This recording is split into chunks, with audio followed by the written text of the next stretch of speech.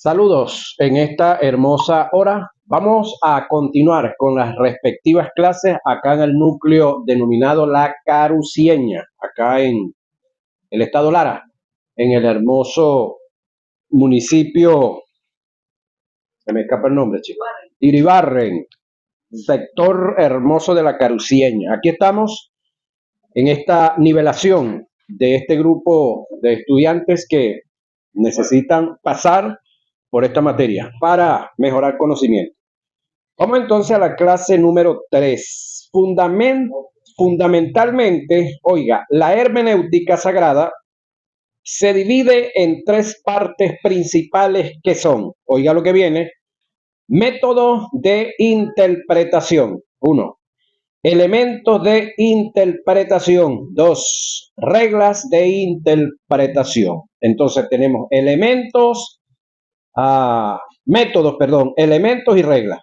Método de interpretación. Vamos a ver este primero. Existen tres métodos de interpretación, el cual uno de ellos es el único, oiga, y más confiable. Pasemos a definirlo y analizarlo. Método de interpretación, método alegórico. Este le voy avisando de una vez, no es el correcto, ¿sí?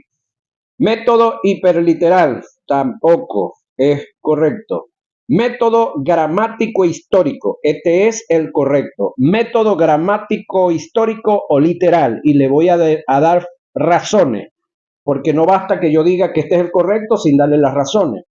Elementos de interpretación, tipos de inspiración, revelación, iluminación, reglas de interpretación. Cuando hablamos de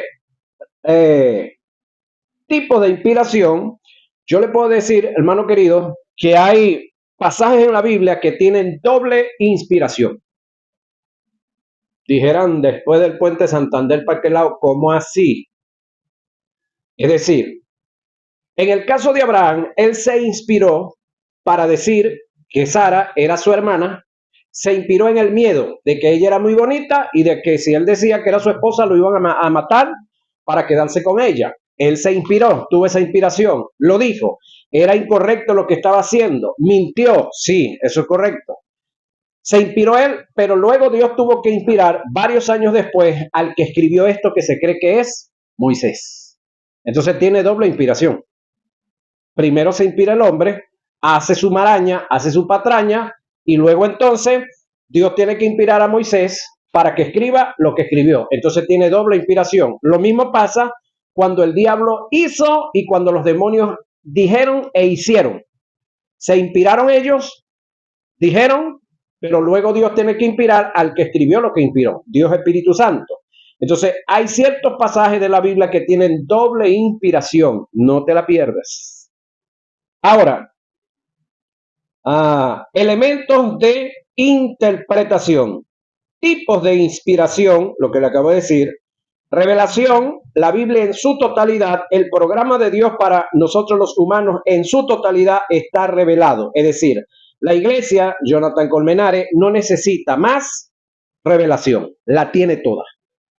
¿Qué es lo que tiene que hacer la iglesia y los líderes? Meternos en la revelación. 66 libros que tenemos ahí. Y que nos falta iluminación, pero todo está revelado. Ahora, ¿cómo adquirimos la iluminación? Caballero, caminando sobre lo revelado. ¿Cómo usted conoce a Cabudare? Aquí al lado, yendo, caminando allá. Usted se lo pueden dibujar, le pueden decir muy bonito todo, pero hasta que usted no vaya y camine por las calles no va a saber dónde están los huecos, dónde están los cruces, cuál es la que sube, cuál es la que baja, cuál es la doble vía. Entonces, para eso es necesario ir al sitio. ¿Qué es lo que estamos haciendo aquí con este material? Bueno, soltando las técnicas, dándole a ustedes los tips y las fórmulas para que ustedes mismos se metan dentro de la Biblia y comiencen a escudriñar, a registrar, a indagar, entonces Dios les pueda iluminar lo que ya está revelado hace muchos, muchos años.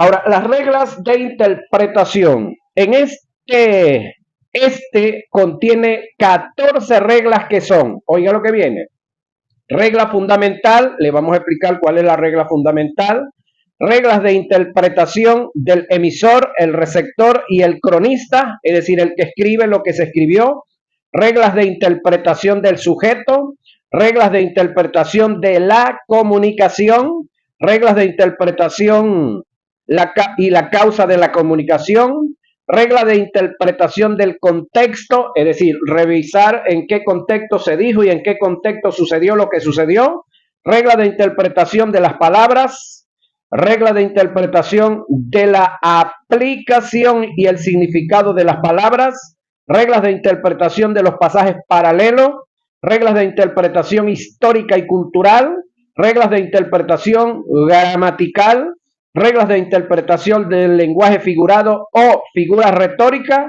reglas de interpretación de la verdad trascendental y circunstancial, le añado la posesional y posicional, reglas de interpretación, oiga, de la ley de doble referencia, es decir, textos bíblicos que tienen doble interpretación. Tuvieron una interpretación y van a tener otra. En el caso de cuando Pedro habla en Hechos capítulo 2 y dice, esto fue lo que dijo el profeta Joel, y suelta parte de lo que dijo Joel, parte, el hablar en nuevas lenguas, el que los jóvenes tendrían visiones y los ancianos sueños, no sueños, sino sueños, ¿sí? Pero las señales astronómicas que también las habla el profeta Joel, ahí no se cumplieron, esas vienen para cumplirse en el periodo de la gran tribulación. Y también viene en cumplimiento de la manifestación gloriosa y grandiosa del Espíritu Santo, manifestándose en toda carne. Sí, ahora comencemos el estudio de la hermenéutica sagrada presentando unas verdades en relación con el texto sagrado en el aspecto externo. Oiga, hay que tomar en cuenta para el estudio de las escrituras sagradas que una cosa es tener conocimiento del texto sagrado en forma interna y la otra es tener en forma externa. No se debe entrar en el campo de la investigación del texto sagrado. En lo interno sí se desconoce una serie de información desde el punto de vista externo, en relación con lo externo. Oiga, en primer lugar, hay que tomar en cuenta en relación con el Espíritu, hablando del Espíritu Santo, que la Biblia no es un libro de lectura, es un libro de estudio. Se lee, oiga, para estudiarla. La Biblia no es un libro de caricatura, no es un pasatiempo, no es un magazine o una revista. Ella tiene un contenido de una serie de pensamientos que se le requiere un análisis muy concienzudo para poder captar el sentido de lo que está escrito. Las mismas escrituras, oiga, dan testimonio del asunto. Analicemos los pasajes. Ahora voy otra vez. Al entender este detallito, Jonathan Colmenares, que la Biblia no es un libro para lectura, esto me llevó a que nosotros en la congregación donde pastoreo, eliminamos la lectura de la Biblia en el culto. ¿Cómo así? Iglesias que comienzan con una lectura de la Biblia. Se leyó y ya. O despuesito una lectura de la Biblia. No. Allá el que lee tiene que enseñar. Y como tenemos casi al final del culto, tenemos la predicación, entonces la lectura de la Biblia se la dejamos al predicador. Entonces no agarramos un texto de la Biblia, un capítulo de la Biblia para rellenar un espacio dentro del culto. Para eso están los cantos, para eso está la oración, para eso está el testimonio. Entonces le dejamos la palabra concretamente al que va a dar la clase o al que va a predicar. Esto no es una imposición, es algo que yo veo que la palabra es algo tan serio que no la debemos de usar para meramente rellenar un espacio. Es decir, no tengo nada que decir, no tengo nada que hacer, Vamos a leer la Biblia. No sé si me hago entender eso, ¿no? Es como no hay nada que hacer, leemos la Biblia, pues. Es decir, si hubiera algo que hacer, no la leemos. ¿Sí? Otra de las cosas que tenemos, esto pasa en las iglesias nuevas, que cuando tenemos aniversario y tenemos los grupos de adoradores, ellos cuando hay el tiempo de aniversario, oye, les da por cantar, pero canciones por demás, que si nosotros como líderes de la iglesia no nos avispamos, todo el culto se nos va en cántico y no hay tiempo para la predicación.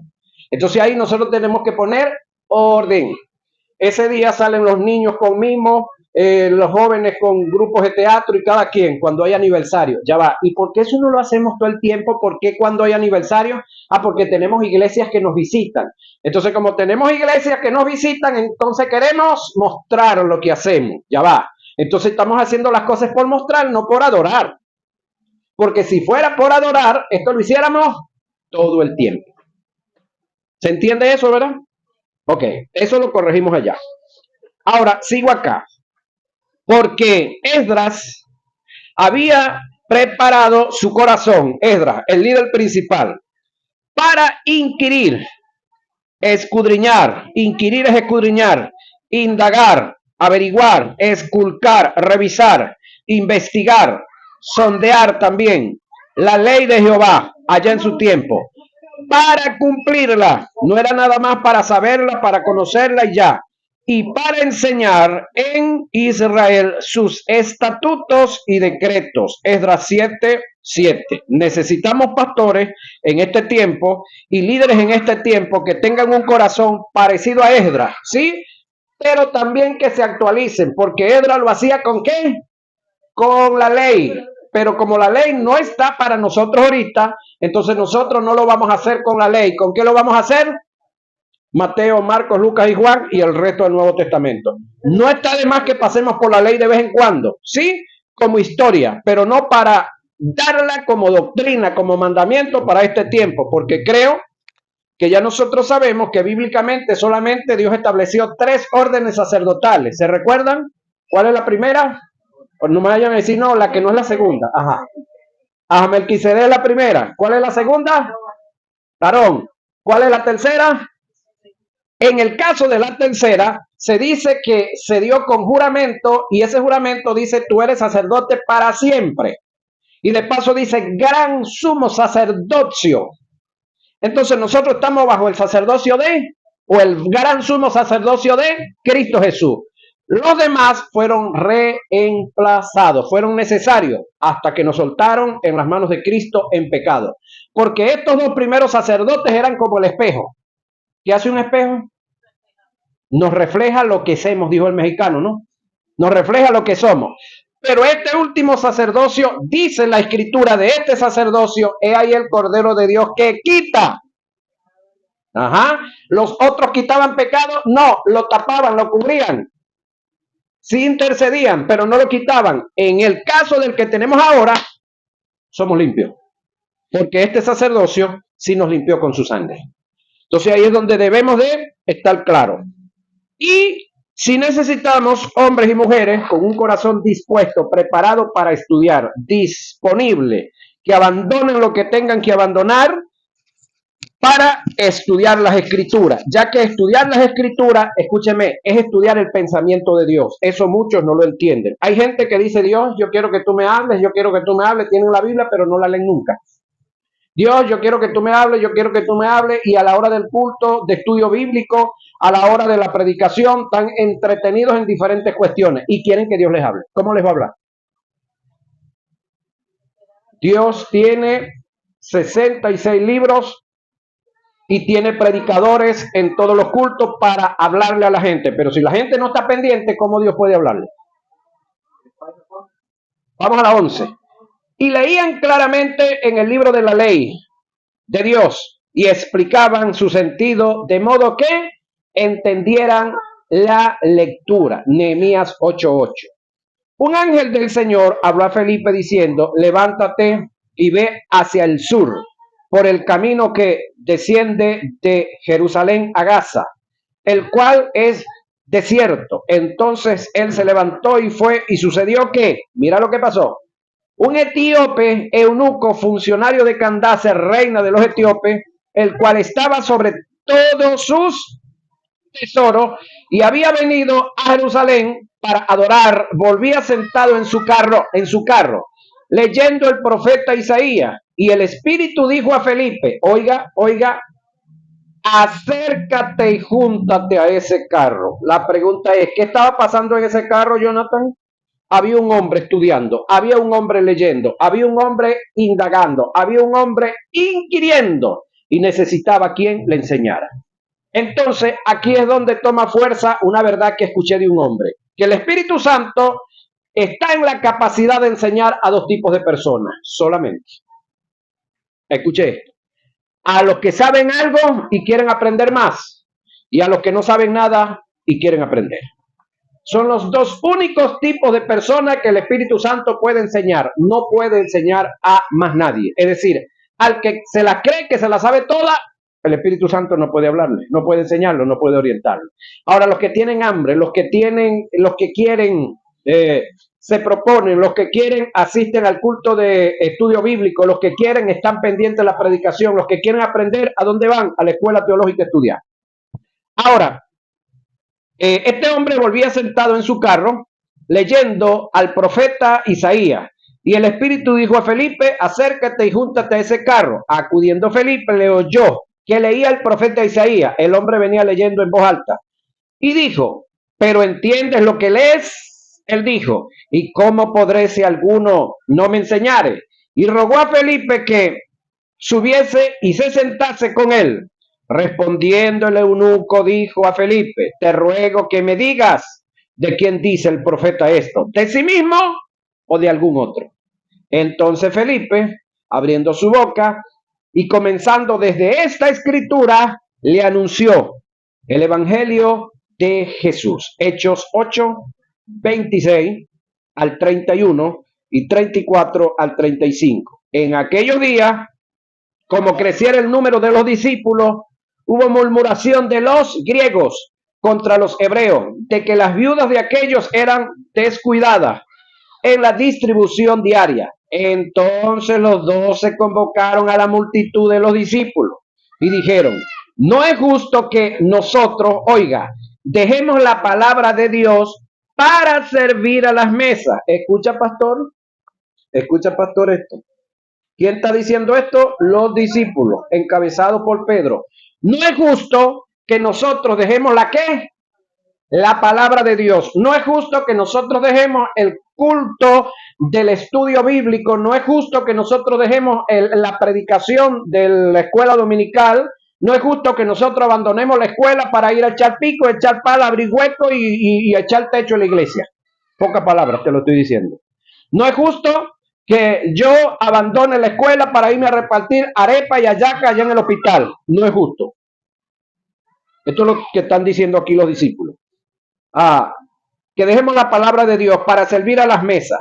Buscad pues, hermanos, de entre vosotros a 7 varones de buen testimonio, llenos del Espíritu Santo. Ahora la palabra llenos del Espíritu Santo, esto tiene una profundidad que muchos no la han analizado.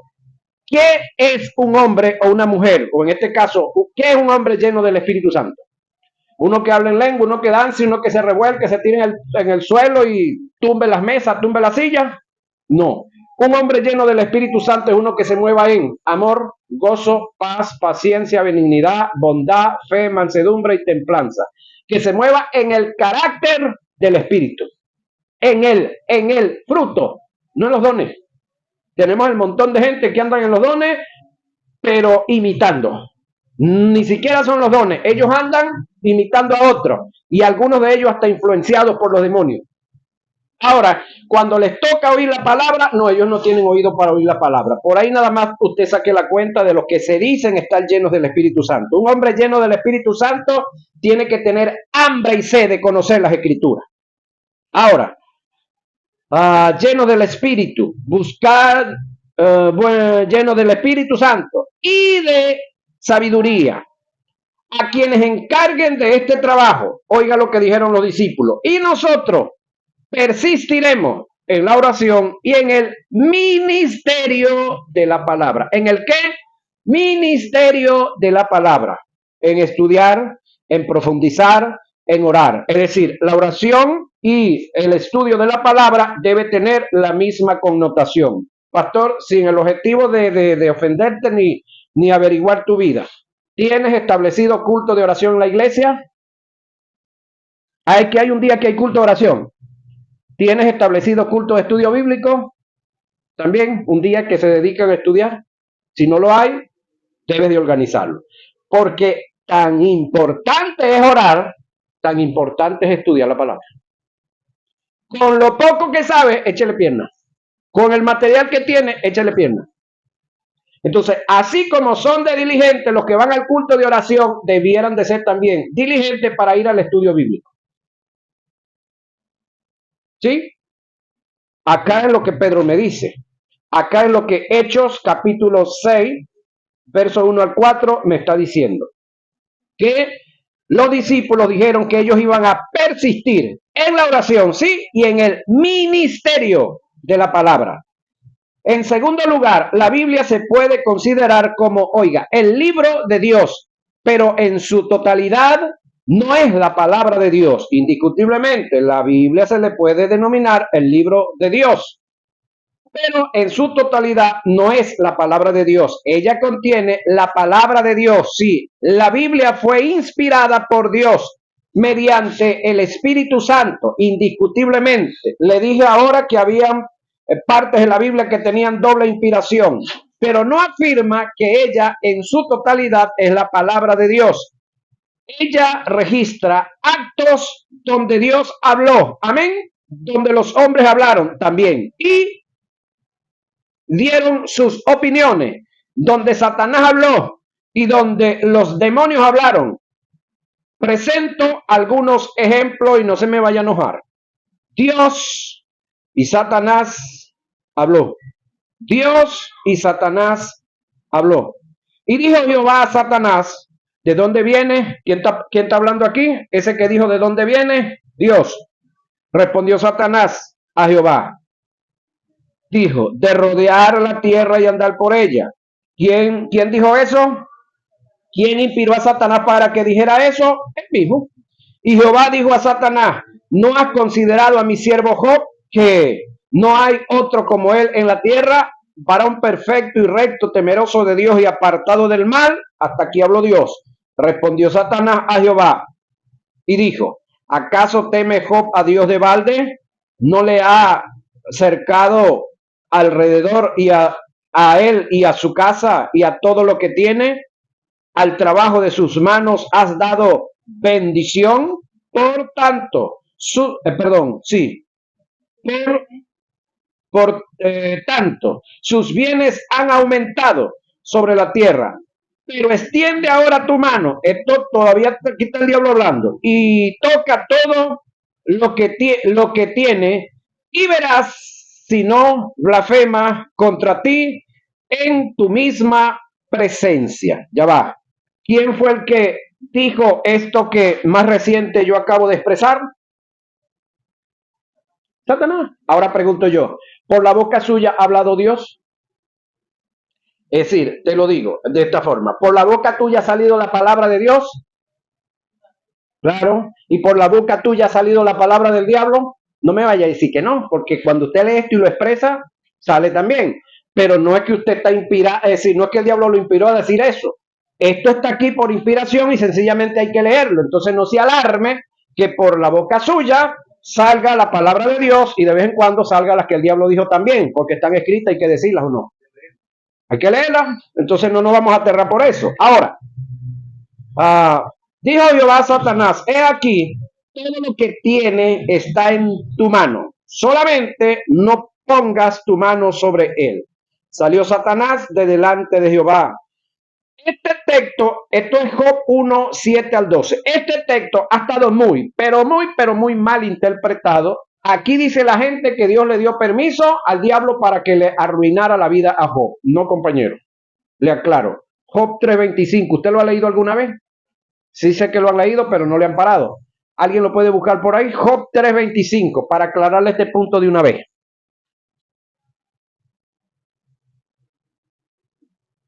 Job 3:25, para aclarar este punto, porque no es que Dios le está dando permiso al diablo para que le arruine la vida al hermano Job. Porque el temor que me espantaba Ajá. ha venido. Ajá. Y me ha acontecido lo que yo temía. Vuelva a leerlo. Porque el temor que me espantaba me ha venido. Aguántelo ahí. ¿Cómo vivía Job? ¿En fe o en temores? En temores. Por eso es que todos los días se levantaba en la mañana y ofrecía sacrificio a Jehová por si acaso alguno de sus hijos había pecado. Pregunto, allá arriba está una panadería, ¿verdad, Jonathan?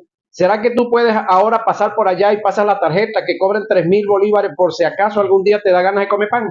Eso tiene lógica. Y usted, hermana, pasa por la farmacia y le dice al tipo que cobre 2,500 por si acaso algún día usted se enferma. Y usted vaya al comando de la policía y le pone las manos, póngame los ganchos porque posiblemente hoy mato a uno. ¿Eso tiene sentido? Bueno, eso era lo que tenía Job. El problema no estaba en Dios ni en Satanás, el problema estaba en Job. Por eso es que Dios le dice aquí a Satanás, todo lo que él tiene está en tus manos. ¿Por qué? Porque el tipo vivía en temores. Eso lo sabía Dios, lo sabía el diablo también. Es decir, Job le daba derecho. Había un derecho. Entonces estaba en temores. ¿Y qué es lo otro? Lo que le espantaba le ha sobrevenido. Lo que más temía fue lo que... Ajá, la muerte de los hijos.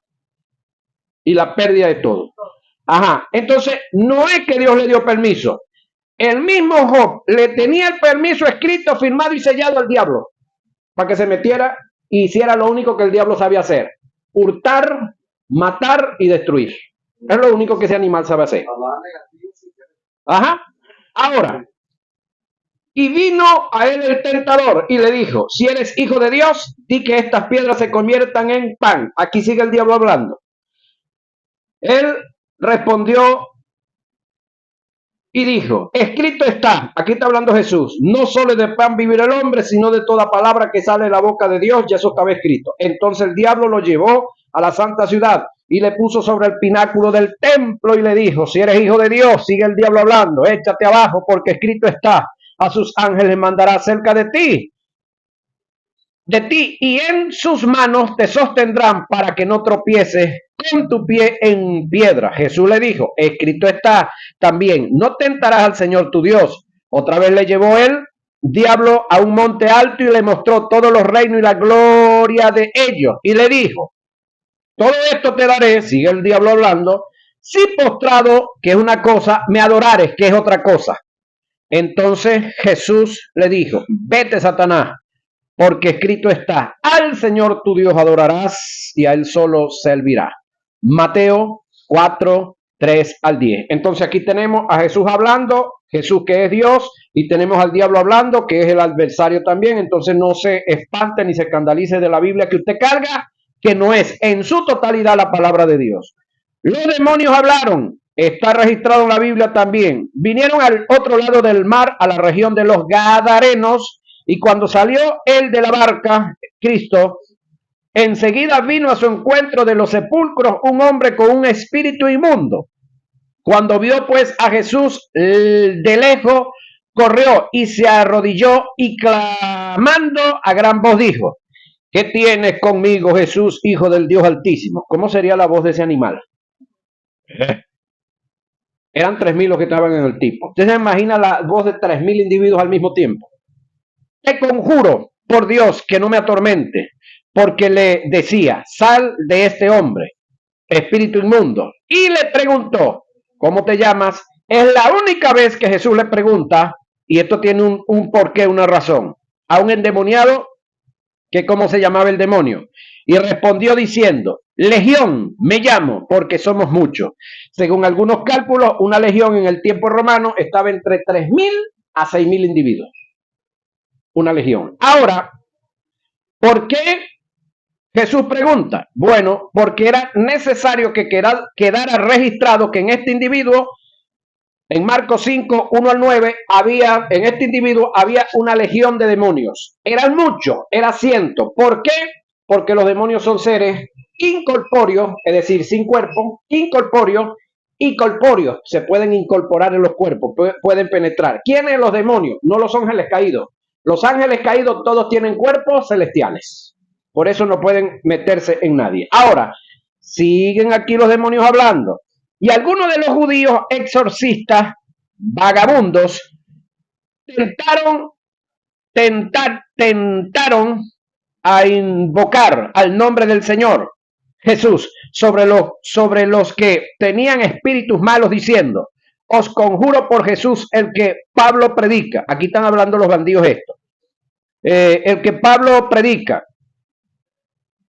hijo de Sheba. Y respondiendo el espíritu malo dijo: a Jesús conozco y sé quién es Pablo, mas vosotros ¿quiénes son? Esta es la expresión de los demonios. A Jesús conozco y sé quién es Pablo. ¿Y vosotros quiénes son? Hechos 19, 13 y 15. El término a Jesús conozco, ellos sabían que Jesús había venido de Dios. El término y sé quién es Pablo, ellos sabían que a Pablo lo había escogido Dios y lo había ordenado y le había entregado una autoridad para funcionar. Pero ¿quién los había llamado a ellos a hacer lo que estaban haciendo? Nadie. No estaban autorizados, no estaban ordenados. Por esa razón, uno solo endemoniado agarró a 7, les dio una pela y huyeron desnudos. ¿Por qué razón? No por la gran fuerza que sí tienen los demonios, sino porque no estaban investidos para hacer lo que quisieron hacer. Ahora, cuando el hombre habló, vamos ahora a seguir en la Biblia, cuando el hombre habló: pero a los que están unidos en matrimonio, oiga, mando no yo sino el Señor. Aquí viene el Señor. Que la mujer no se separe del marido. Está hablando Dios por la boca de Pablo. Si se separa, quédese sin casar o reconcíliese con su marido. Esto es cuando es por simplemente brollo. Y que el marido no abandone a su mujer. Y a los demás, oiga, yo digo, aquí no es el Señor. Está Pablo diciendo yo digo, no el Señor. Si algún hermano tiene mujer que no sea creyente y ella consiente en vivir con él, no la abandone. Y si una mujer tiene marido que no sea creyente y él consiente en vivir con ella, no lo abandone. 1 Corintios 7:10. Entonces aquí habló Dios y habló el hombre también. Es de suma importancia en el estudio de la Biblia identificar en el pasaje al emisor y el escribiente o copista para hacerlo responsable de sus actos en nuestro estudio y no atribuirle a Dios cosas que Él no ha dicho cuando expresamos en forma arbitraria la palabra de Dios. Dice: donde lo que se registra, Dios no lo ha dicho. Estamos afirmando y haciendo a Dios responsable de cosas que Él no ha dicho. Y eso es considerado una calumnia. Es decir, el decir que Dios dijo que la mujer que tiene esposo que no sea creyente tiene que vivir con él porque Dios lo dijo, no. El que lo dijo fue Pablo. Y él aclaró, digo yo, no el Señor. ¿Está malo el consejo? No está bueno, porque ¿cuál es el objetivo? Que ese hombre esté oyendo palabra, que esa mujer esté oyendo palabra, pero luego por allá Pablo dice que los hijos provenientes de esa relación son santos. ¡Wow!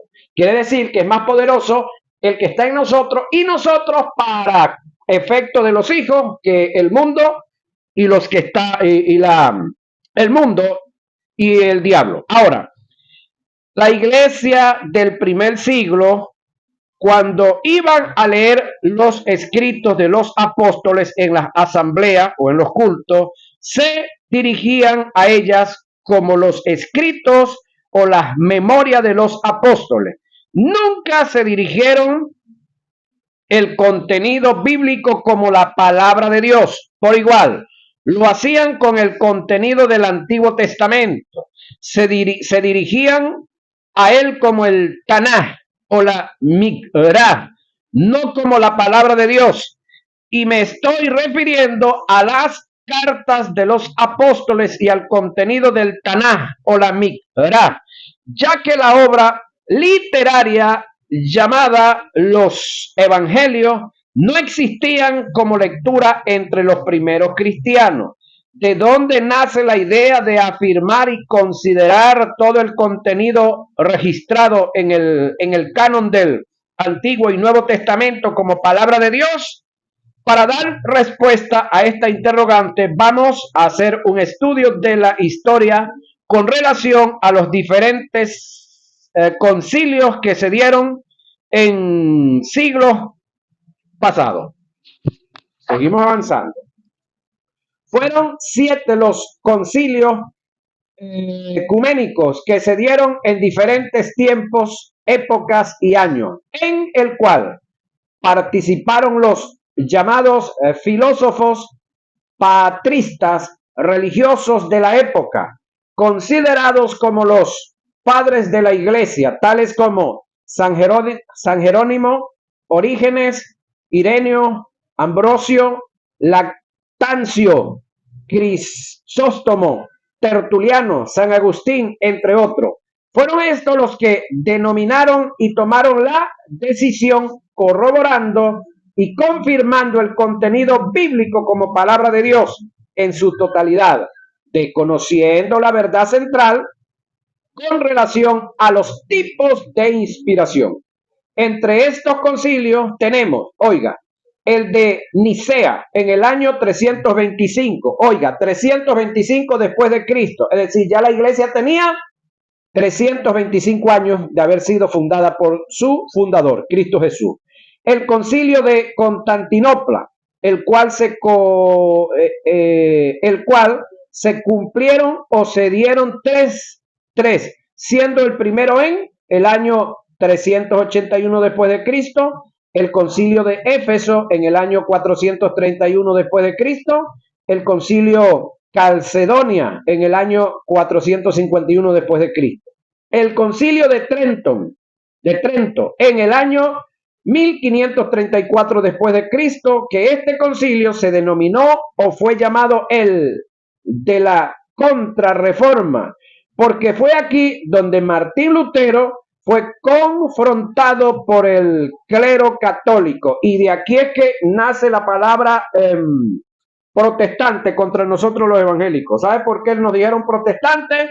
Porque el grupo en el que estaba Martín Lutero, que eran preparados, eran abogados, casi todos, y hombres letrados de diferentes niveles, estaban protestando en contra de el Papa y de toda la jerarquía católica. Entonces los llamaron protestantes, pero no, la palabra protestante no es teológica, no es bíblica, ni se refiere a religión, se refiere a la acción de los juristas que protestaban en contra de. Pero todavía nos calan esa y nosotros nos hacemos llamar protestante a veces también.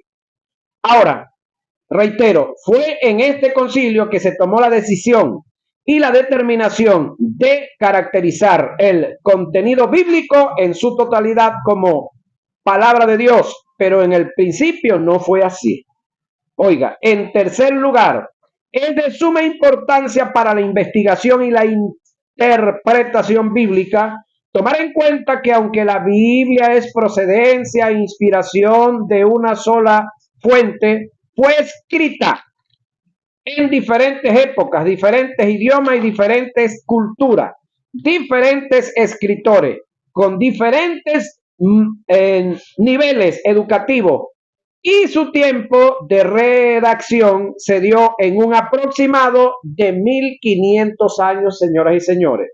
Gran parte de los escritores de la Biblia ni se conocieron, pero escribieron muy apegados, muy enlazados el uno con el otro, porque había uno solo que los estaba inspirando a todos. ¿Quién fue ese? El Espíritu Santo. En cuarto lugar, la Biblia se compone de libros y de cartas, las cuales registran un pensamiento con una hilación que siguen las reglas del contexto. La Biblia no se escribió en capítulos ni versículos. Es un contenido lineal, no es fragmentario. La primera Biblia impresa que incluyó la división de capítulos y versículos fue la llamada Biblia de Ginebra, que se publicó en el 1560 en Suiza.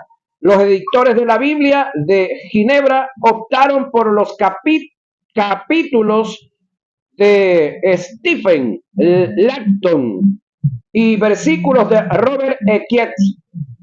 Stephen Langton eligió, clérigo inglés, quien tiempo después llegó a ser el arzobispo de Canterbury, introdujo la división de la Biblia en capítulos tales como la conocemos hoy, mientras que la subdivisión en versículos fue introducida en el siglo XVI mediante el trabajo de Santes Pagnino de Robert Etienne. Las puntuaciones en la Biblia, tales como las comas, los puntos, entre otros, no estaban en los escritos originales, letras mayúsculas, minúsculas tampoco. Al parecer, quien por primera vez en la historia relacionó de manera explícita la puntuación con el significado del texto fue Isidoro de Sevilla en el siglo XII. Las comas y los puntos no se encuentran en ninguno de los manuscritos bíblicos en su original. La puntuación tal como la conocemos es una invención bastante reciente. Eso significa que ciertas partes de la Biblia están tomadas de forma aisladas e ignorando el contexto por haberse puntado de manera incorrecta. Una coma mal colocada, para los que conocen y saben que es una coma, cambia el sentido de la oración, para los que saben que es una oración, porque tenemos un montón de gente que lee pero no sabe leer. El ejemplo más claro del caso está en Lucas 23:43, donde Jesús le promete el paraíso al ladrón arrepentido. El texto en su original se escribió como sigue: le dijo, de cierto te digo, hoy estarás conmigo en el paraíso. Eso no tiene coma, no tiene nada por ningún lado. Podemos notar que en el escrito original, en la oración, está la ausencia de la coma. Por lo tanto, se puede entender por los hechos acontecidos después de la muerte de Jesús que él no le estaba prometiendo al ladrón llevarlo al paraíso ese mismo día, ya que Jesús fue a las partes más bajas de la tierra y allí permaneció 3 días y 3 noches hasta el momento de su resurrección. Efesios capítulo 4, verso 9 en adelantico nos dice varias cosas. Y Mateo 12:40. La verdad del caso es que fue en la versión de Scrivener, Robertson, Primponi y el de Nestle, que han colocado una coma después del término digo, haciendo y forzando que el texto diga que el malhechor estaría con Jesús ese mismo día en el paraíso. Los traductores de la Reina Valera amplificaron ese error, cambiando la coma por el término que, traduciéndolo de esta manera, de cierto te digo que hoy, pero esta forma de traducir no se ajusta al resto de la enseñanza y el contenido bíblico. Para ajustar este versículo al resto de la enseñanza bíblica, el texto de puntuación, es decir, la coma, debiera ser colocado después de la palabra hoy. Y así el texto se leería de esta forma: de cierto te digo hoy, coma, estarás conmigo en el paraíso. Pero busquémosle el verbo, estarás. Verbo futuro. Él no le está diciendo ahí presente, ahorita, dentro de un ratico. Estarás conmigo en el paraíso. El término hoy, con la coma adelante, es relativo a que hoy te lo estoy diciendo. No que hoy vas a estar en el paraíso. Esto sí concuerda en el resto de la doctrina bíblica, Jesús nos prometió al malhechor que ese mismo día estaría en el paraíso. Jesús le dijo: hoy te digo con total certeza que estarás en un futuro conmigo en el paraíso. Observe que una coma mal colocada tergiversó por completo el contenido bíblico. El quinto lugar, tomar en cuenta las lenguas originales en el cual se escribieron las escrituras sagradas. Demos una breve historia de la lengua original de las escrituras. Vamos a verla, señoras y señores, en nuestra próxima hora de clase, porque el tiempo se nos fue. ¿Sí? Se nos fue el tiempo.